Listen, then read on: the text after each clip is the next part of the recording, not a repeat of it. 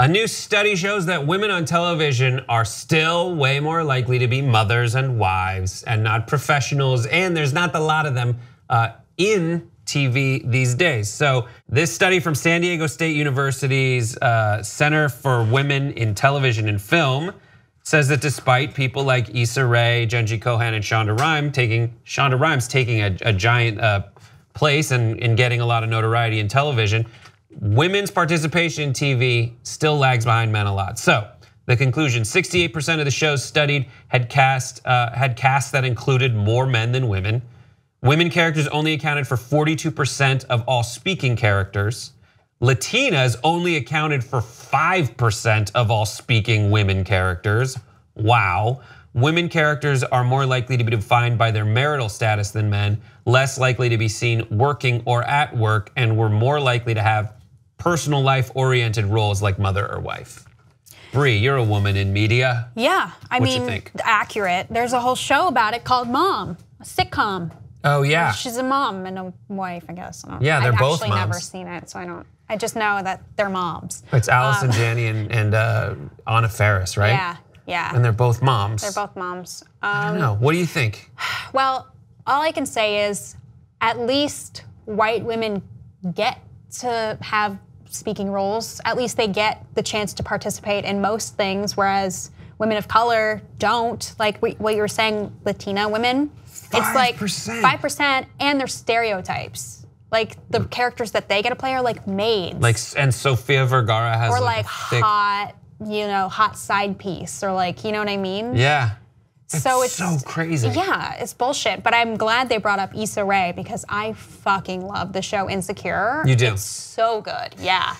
So good. So the thing about girls, maybe not girls as much, but like Sex and the City, to a certain extent girls, and Insecure, and like Entourage. So I would put Insecure, Sex and the City, and Entourage in the same category, where like I wanna like it more than it is good. Like I don't think Issa Rae is that good an actress. She's just like waiting till you're done talking and then she's overacting with her eyes. But like all the copy's pretty good.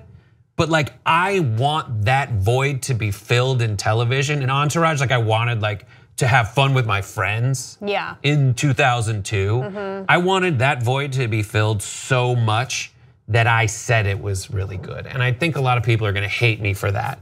But like the acting in Insecure is bad. No. The acting in Insecure is really, really bad. I completely disagree with you.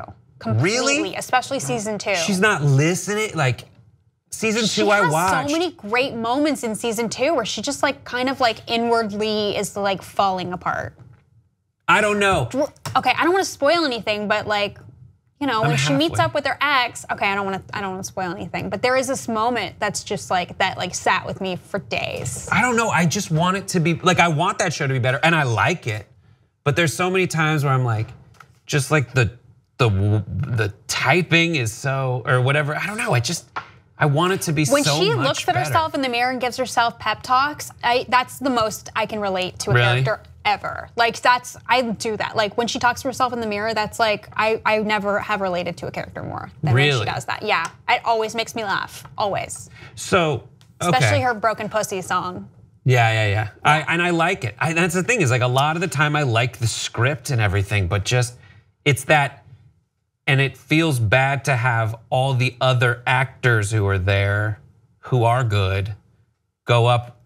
It's like Seinfeld is another one, where like you see Julia Louis-Dreyfus and you see George Costanza and even Michael Richards, and I know it's Jason Alexander, but like go up with this comedian who is not an actor. And these actors on the show are like trying really hard to act with someone who's just like, are you done speaking? Now I'm gonna do my face thing. Right. Okay, I get that. That's what I want. And Issa Rae is so good, and she was in that the Jay-Z video that was like the adaptation of Friends, and I thought that was really good, and that's where she's good in like that meta performance. But I really want her to be better as like a natural actress. And I'm sure there are moments where she doesn't, and I'm gonna eat my words by the time I finish the second season, even though I watched all of the first season and first half of the second. I will say, Insecure aside, that I'll wait for you to stop being disgusting. Sorry. I will say, Insecure aside, that absolutely the roles for women, even though they are plentiful for white women, they're there. They're present on screen, not necessarily, they don't get to speak necessarily all of the time, but the roles that we do get to play are not great.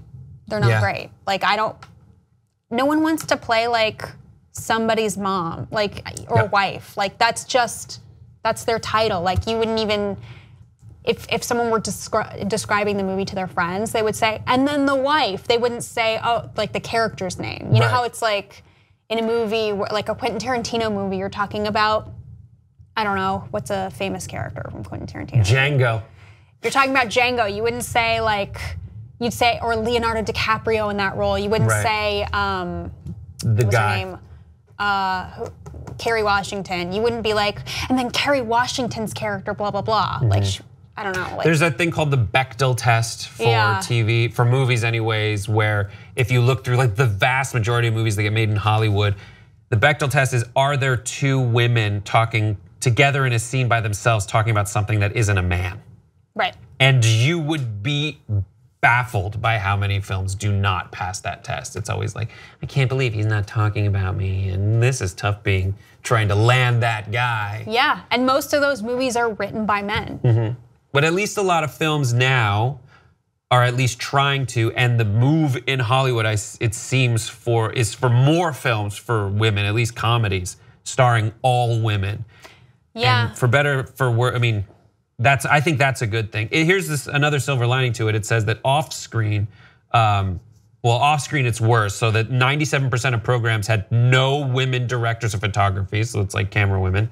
85% had no women directors, 75% had no women editors, 74% had no women creators, and 67% had no women producers. And there's so many producers on a television show, it's ridiculous. But if a show had at least one female creator, the women characters accounted for 51% of the major characters, as opposed to 38% when only men created it. And they would have 57% of writers if they had one of writers would be women, and 18% would be directors, as opposed to only 8% if it was all male creators. So there's a strong domino effect if you get women. And the biggest excuse for that is always from male filmmakers who say, well, I just wanted to hire my friends to fill those roles, which are all dudes usually. It's like, I already knew these people, like I trust these people, I like working with these people. And so it's hard to be held accountable for that type of thing when it's like, yeah, that is a valid excuse. We all want to lift our friends up in the industry, but like, you have to give women a first chance. Like women aren't getting a first chance at all. Like you're giving everybody a second and third and fourth, and that's how their careers are succeeding. Meanwhile, you're saying like, there aren't any women out there, I've looked, but that's not true. It's just not true at all. It's just not true, yeah. All right, well, there's a trend toward more female participation in television, and hopefully it keeps going that way because women are better than men. Discuss.